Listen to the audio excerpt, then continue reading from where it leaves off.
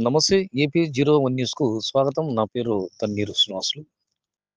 మరి వివరాల్లోకి వెళ్తే అనంతపురం జిల్లా గుత్తి మున్సిపాలిటీలోని జెండా వీధికి చెందినటువంటి ఓ ప్రధాన కాలువపై మరి మీరు చూడండి ఏ విధంగా కాలువని పూర్తిగా ఆక్రమణ చేసి కాలువ లోతు 4 అడుగులు కాక పైన తిరిగి 3 అడుగుల ఎత్తులో మరి ఆక్రమణ చేసినటువంటి విషయాన్ని మీరు కళ్ళారా చూస్తున్నారు. ఈ విధంగా ప్రధాన కాలువలు ఎక్కడ పడితే అక్కడ మూతకు గురి చేస్తే, మరి అదే విధంగా మరి స్థానికులు నడిచేటువంటి దారి కూడా 6 అడుగులు ఉండేగా 2 అడుగులు తీరింది. అంటే తన ఇంటి ముందు దాదాపు 8-10 అడుగుల రోడ్డును ఆక్రమణ చేసి, కేవలం మనుషులు కాదు కదా! పశువులు వెళ్ళేందుకు కూడా దారి వదలనటువంటి ఈ యొక్క ఇంటి విషయాన్ని పరిగణనలోకి తీసుకుంటే చాలా ఇబ్బందికరంగా ఉందని మరి ప్రధాన కాలువ మరి మీరు చూస్తున్నారు ఎంత వెడల్పుగా ఉంది.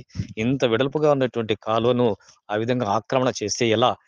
త్వరితగతిన కనీసం మురికి ఆయా పారిశుద్ధ సిబ్బంది కాలువలోనికి దిగి శుభ్రత పరిచేందుకు కూడా వీలు లేకుండా మరి పైకప్పుని మూసివేసి ఆక్రమించినటువంటి విధానంపై సంబంధిత అధికారులు ఇప్పటి వరకు ఏం చేస్తున్నారు అని పలువురు ప్రశ్నిస్తున్నారు.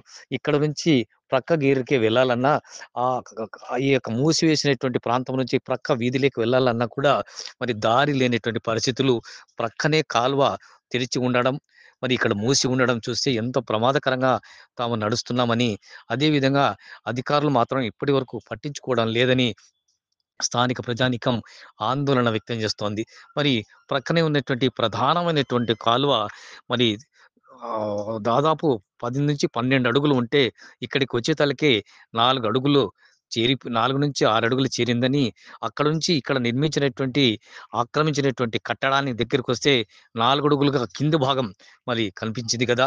మళ్ళీ అటువంటి నేపథ్యంలో ఇంకా ముందుకు వెళ్తే మాత్రము కాలువ స్తంభించిపోయి మళ్ళీ వర్షాకాలంలో నీరంతా కూడా బయటికొచ్చేటువంటి అవకాశాలు కనిపిస్తున్నాయని, ఈ నేపథ్యంలో మున్సిపల్ అధికారులు వెంటనే ఈ యొక్క ప్రధాన కాలువ పైన వేసినటువంటి పైకప్పును పూర్తిగా తొలగించి, మరి చెత్తా చెదారాన్ని తీసేందుకు దారి కల్పించాలని స్థానిక ప్రజానీకం ఆందోళన వ్యక్తం చేస్తోంది.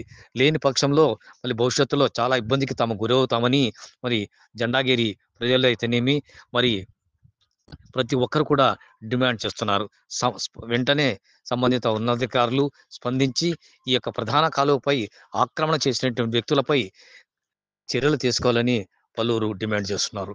పూర్తి స్థాయిలో కాలువ యొక్క స్థిరీకరణ, ఇక విస్తీర్ణము, తదితర అంశాలకు కాలువలో పూడికపోయినటువంటి చెత్త, చెదారము, ఈ యొక్క బాటల గురించి మరి మీరే చూడండి. పూర్తి వివరాలు చివరి వరకు చూడండి. ఆ తర్వాత యూట్యూబ్‌లో ఏపీ 01 న్యూస్ సబ్స్క్రైబ్ చేయండి. మరిన్ని వార్తలు చూడండి.